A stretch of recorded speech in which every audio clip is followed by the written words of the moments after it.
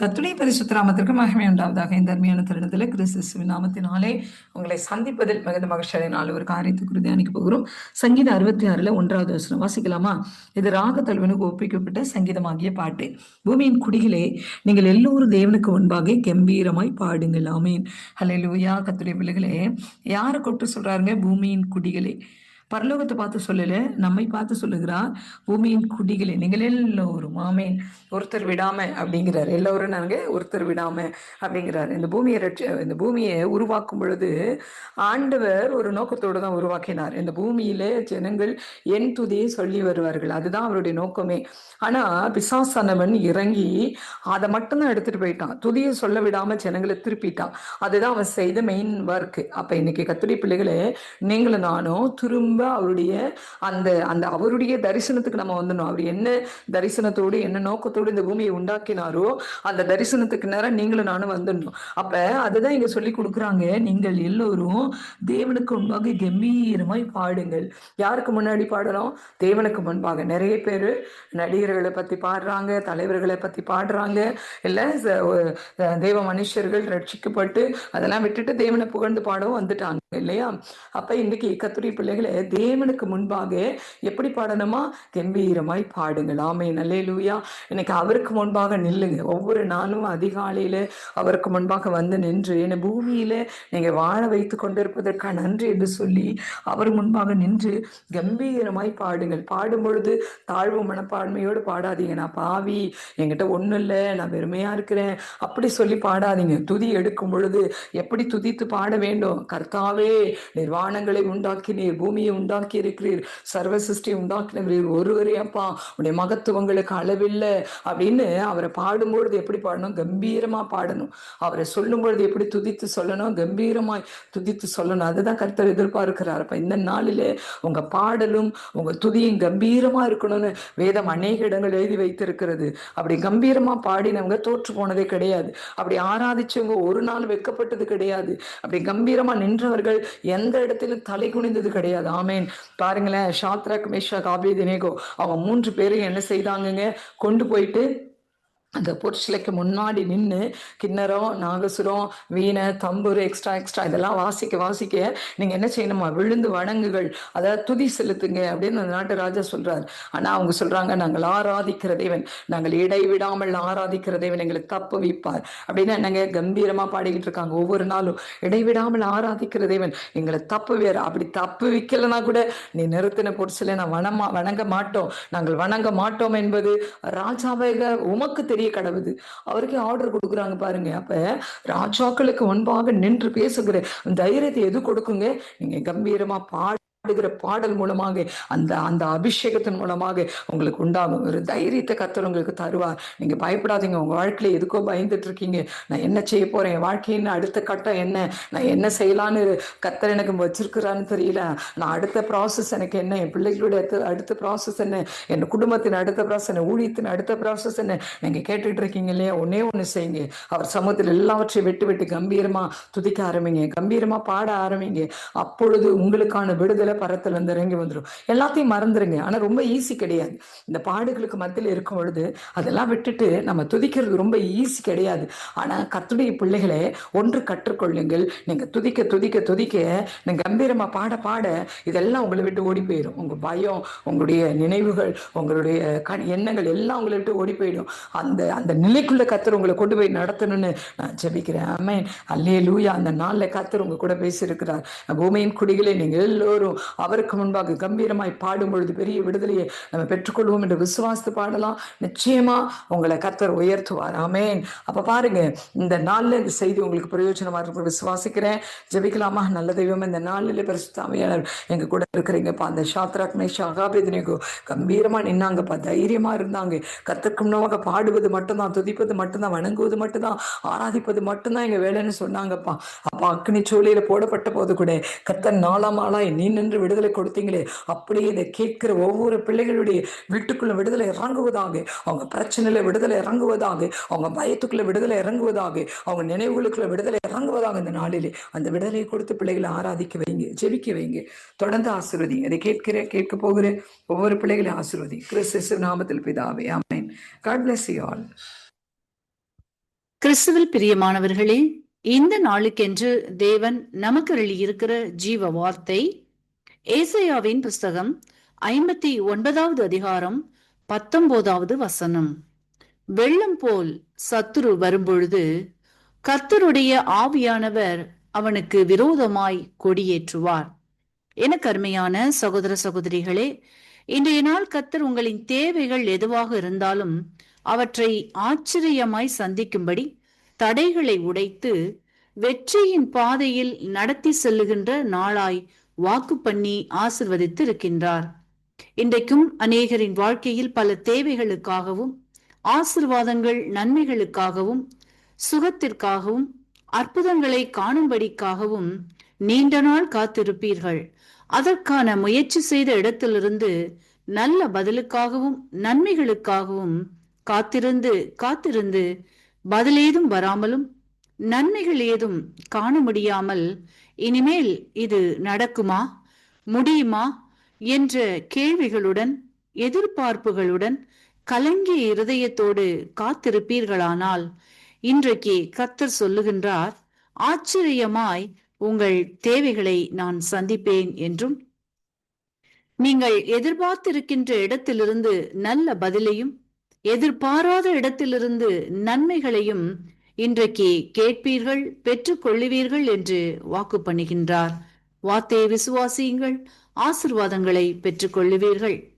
இன்றைக்கும் நாம் 1 சாமுவேலின் புஸ்தகம் 17வது அதிகாரத்தை வாசிக்கையில் அங்கே தாவீதை குறித்து பார்ப்போமானால், தாவீது இராணுவத்தில் இருக்கும் தன் அண்ணன்மார்களுக்கு உணவு எடுத்துக்கொண்டு செல்கிறான். அப்பொழுது பெலிஸ்தரின் இராணுவ கூட்டத்திற்கு தலைமை வகித்த கோலியாத் என்ற மனுஷன் இஸ்ரவேல் ஜனங்களை 40 நாள் வந்து வந்து பயமுறுத்தியும் நிந்தையான வார்த்தைகளை பேசியும் வந்திருந்தவனை தாவீது சந்திக்க நேரிடுகிறது. அப்பொழுது கோலியாத்திற்கு நேராய் புறப்பட்டு போய், சேனைகளின் கர்த்தராகிய நாமத்தின் பேரில் உன்னிடத்தில் வருகிறேன் என்று சொல்லி, இன்றைய தினம் கர்த்தர் உன்னை என் கையில் ஒப்புக்கொடுப்பார் என்று விசுவாசித்து ஒரு கூழாங்கல்லினாலே பெலிஸ்தனை மேற்கொண்டு அவனை மடங்கடித்தான் என்று நாம் வாசித்தறிகின்றோம். இன்றைக்கும் உங்களுடைய வாழ்க்கையிலும் கூட கோலியாத்தை போன்ற சூழ்நிலைகள், சோதனைகள் அனுதினமும் வந்து வந்து பயமுறுத்தியும் கெர்ஜித்துக் கொண்டும் இருப்பதனால் கலக்கத்துடன் என்ன செய்வதென்று தெரியாதவர்களாய் காணப்படுகிறீர்களா? பயப்படாதீர்கள். அன்றைக்கு தாவீதின் கரத்தில் இருந்ததோ சிறிய கூழாங்கல் தான், ஆனால் அவன் வீழ்த்தியதோ பெரிய பலசாலியை. எப்படி எனில், கடுகளவு விசுவாசம் மலையை பெயர்த்திடும் என்பது உறுதி. சிறிய கல்லில் பெரிய தேவனை பார்த்தான். தாவீதின் நம்பிக்கை முழுவதும் கர்த்தரின் பேரில் இருந்தது. கையில் உள்ள சிறிய கல் தாவீதின் நம்பிக்கையினால் விஸ்வரூபம் எடுத்தது, பெரிய கோலியாத்தை வீழ்த்தியது. இன்றைக்கும் உங்களின் எவ்வளவு பெரிய சூழ்நிலைகளாக, குணமாக்கவே முடியாத வியாதிகளோ, தீர்க்கவே முடியாத பிரச்சனைகளோ, கடக்கவே முடியாத பாதைகளோ, திறக்கப்படாமல் இருக்கின்ற கதவுகளோ, பெற்றுக்கொள்ளவே முடியாத நன்மைகளோ, ஆசிர்வாதங்களோ, இப்படி எதுவாக இருந்தாலும் இன்றைக்கு உங்களின் பார்வையும் விசுவாசமும் சேனைகளின் தேவன் கர்த்தரை சார்ந்திருக்குமானால் நீங்கள் காண்கின்ற சந்திக்கின்ற சூழ்நிலைகள் உங்களுக்கு சிறியதாக தோன்றும். அன்று ஆடு மேய்த்து கொண்டிருந்த தாவீதுக்கு உதவின அதே தேவனின் வல்லமை, மகிமை இன்றைக்கு உங்களோடும் இருக்கின்றது என்பதை விசுவாசிக்கும் பொழுது கோலியாத்தை போன்று கெர்ச்சிக்கின்ற எவ்வளவு பெரிய சூழ்நிலைகளையும் நீங்களும் எதிர்கொள்ளவும் முடியும், வென்றுவிடவும் முடியும், வெற்றி பெறவும் முடியும். வார்த்தையை விசுவாசியுங்கள், அற்புதங்களை காண்பீர்கள். வெள்ளம் போல் சத்துரு வரும்பொழுது கர்த்தருடைய ஆவியானவர் அவனுக்கு விரோதமாய் கொடியேற்றுவார். ஆமீன். இன்றைக்கும் இந்த வார்த்தைகளை கேட்டுக்கொண்டே இருக்கின்ற உங்களில் யாரேனும் உங்களின் பாவங்களுக்காக மரித்து உயிர்த்தெழுந்த இயேசுவை அறியாமலும் விசுவாசியாமலும் இருப்பீர்களானால் இன்றைக்கு உங்களை ஒப்புக் கொடுத்து விசுவாசியுங்கள். உங்களின் பாவங்களும் மன்னிக்கப்பட்டு விடுதலையாகி ஆசிர்வதிக்கப்படுவீர்கள். இந்த வார்த்தைகள் மூலமாக கர்த்தர் இன்று உங்களை ஆசீர்வதிப்பாராக. கிறிஸ்துவுக்குள் பிரியமான சங்கமம் தமிழ் கிறிஸ்தவ வானொலி நேயர்களுக்கு அன்பின் வாழ்த்துக்கள். இன்றைய மன்னா, இதோ நான் அவர்களுக்கு சௌக்கியமும் ஆரோக்கியமும் வரப்பண்ணி அவர்களை குணமாக்கி அவர்களுக்கு பரிபூர்ண சமாதானத்தையும் சத்தியத்தையும் வெளிப்படுத்துவேன். எரேமியா 33:6. பிரியமானவர்களே, சௌக்கியம், ஆரோக்கியம், பரிபூர்ண சமாதானம், சத்தியத்தின் வெளிப்பாடு என்று ஒரு வித்தியாசமான செய்தியை கர்த்தர் தந்து ஆவியானவர் எம்மோடு இடைப்படுகிறார்.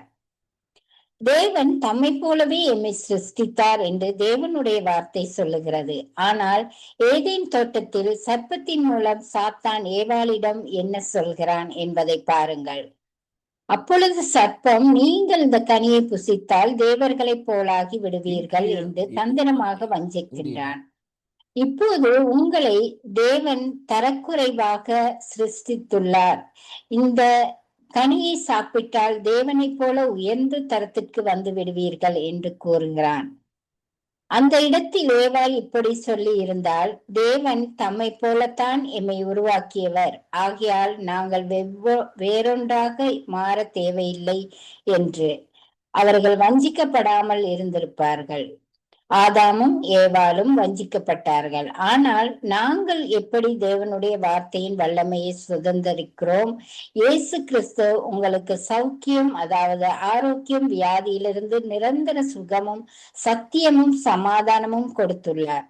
சத்தியம் எங்களுக்கு மெய்யான விடுதலையை தருகிறது என்பதை விசுவாசிப்போம். ஆயின் மேலுள்ள சகல ஆசீர்வாதங்களும் சமாதானமும் எமக்குரியது என்பதை அனுபவத்தில் கண்டு கொள்வோம்.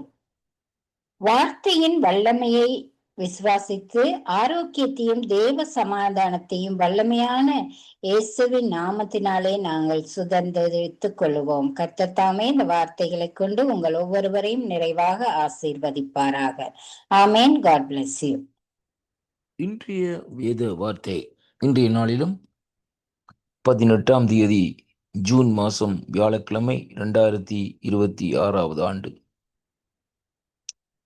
இன்றைய நாளிலும் வேத தியானத்துக்கு எடுத்துக்கொண்ட பகுதி சங்கீதம் 93:4 வசனம்.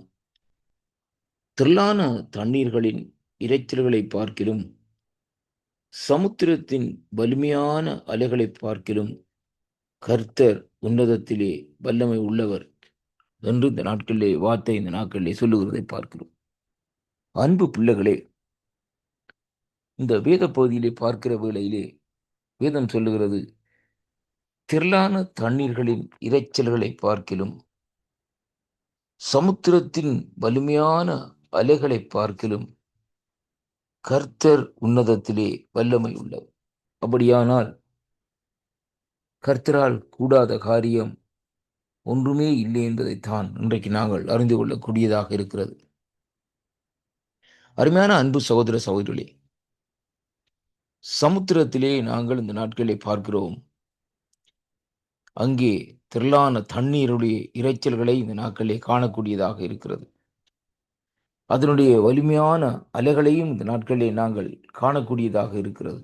ஆனாலும் கர்த்தருடைய பரிசுத்த வேதாகமம் சொல்லுகிறது, எல்லாவற்றிலும் உன்னதத்திலே இருக்கிற எங்கள் ஆண்டவராகிய கர்த்தர் எப்படிப்பட்டவராம்? அவர் வல்லமுள்ள தேவனாய் இந்த நாட்களில் இருக்கிறார் என்று சொல்லி இன்றைக்கு நாங்கள் பார்க்கிறோம். வேதத்திலே சொல்லப்படுகிறது பாருங்கள், மரியாள் சொல்லுகிறார்கள், வல்லமுள்ள தேவன் மகிமையான காரியங்களை எனக்கு செய்தார் என்று சொல்லி இந்த நாட்களிலே சொல்லுகிறதை பார்க்கிறோம். அன்பு சகோதர சகோதரிகளே, இன்றைக்கு நாங்கள் ஒவ்வொருவரும் ஜீவிக்கிறது எப்படி என்று பார்ப்போமா இருந்தால், அந்த வல்லமை உள்ள உன்னதத்திலே இருக்கிற வல்லமை உள்ள தேவனுடைய மகத்துவம் தான், அவருடைய கிருபை தான், அவருடைய மகிமை தான் இன்றைக்கு நம்மை ஜீவனை கொடுத்து இந்த பூமியிலே வாழும்படியாக அந்த நாட்களிலே வைத்திருக்கிறதே என்று சொல்லி இன்றைக்கு நாங்கள் காணக்கூடியதாக இருக்கிறது. நம்முடைய பலத்தினாலோ அல்லது நம்முடைய நினைவினாலோ நம்முடைய எண்ணத்தினாலோ அந்த நாட்களிலே அடுத்த காரியத்தை நாம் செய்ய முடியாது. அவருடைய வல்லமையினால் அவர் நினைத்தால்தான் அந்த காரியங்களை இந்த நாட்களிலே நாங்கள் செய்து முடிக்க முடியும் என்பதைத்தான் ஆண்டவருடைய வார்த்தை இந்த நாட்களை நமக்கு கற்றுத்தருகிறதை பார்க்கிறோம். அன்பு பிள்ளைகளே, ஒரு தண்ணீருடைய இரைச்சல்களை நாங்கள் பார்க்கிற வேளையிலே ஏதோ ஒரு பயங்கரமான இரைச்சல்களைப் போல் இருக்கும். கடலுடைய அலைகளை பார்க்கிற வேளையிலே இந்த அலைகளுடைய அந்த வலிமையான சத்தத்தை பார்க்கிற வேளையிலே அதிருகிற விதமாக இந்த நாட்களில் இருக்கும். ஆனாலும் உன்னதத்திலே இருக்கிற என் தேவனுடைய வல்லமை இந்த நாட்களிலே புறப்பட்டு அந்த தண்ணீர்களினுடைய இரைச்சல்களையும் கடலுடைய அலைகளையும் இந்த நாட்களிலே அங்கே பாருங்கள், இந்த நாட்களிலே எப்படியாக அமைதிப்படுத்துகிறது என்பதை இன்றைக்கு நாங்கள் பார்க்கக்கூடியதாக இருக்கிறது அருமையான அன்பு பிள்ளைகளை. அதனாலே பாருங்கள், இந்த தேவனுடைய வல்லமையை அங்கே இந்த பகுதியிலே இந்த நாட்களிலே சொல்லப்படுகிறதை பார்க்கிறோம்.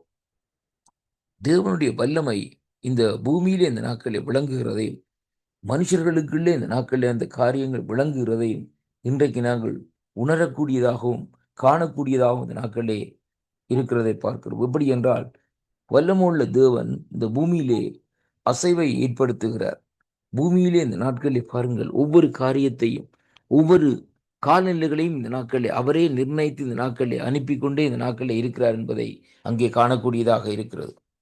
அது மட்டுமல்ல, பூமியை சுற்றி இந்த நாட்களில் இருக்கிற கோள்கள் கூட பூமியில வந்து மோதாதபடி இந்த நாட்களில் தன்னுடைய வல்லமையினாலும் தன்னுடைய மகிமையினாலும் இந்த நாட்களில் அவைகளை இந்த நாட்களில் தடுத்து நிறுத்தி இந்த நாட்களில் வைத்திருக்கிறதை பார்க்கிறோம். எவ்வளவு மகத்துவமான அவருடைய செயல்கள்!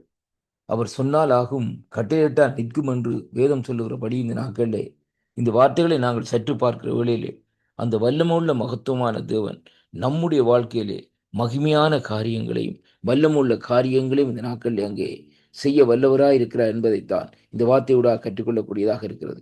இந்த வார்த்தைகளை விசுவாசிக்கிற ஒவ்வொரு சகோதர சகோதரிகளையும் தேவனுடைய வல்லமை இந்த காலை வேளையில விளங்கும்படியாக இந்த வேளையில அவருடைய கரத்திலே ஒப்பு கொடுத்து ஜெபிக்கிறேன். கர்த்தர் தாமே உங்கள் ஒவ்வொருவரையும் ஆசீர்வதிப்பாராக. God who is in us, God who is righteous, I praise you. God who is rich in mercy, I adore you. God who is amongst us, God who judges the earth, God who knows the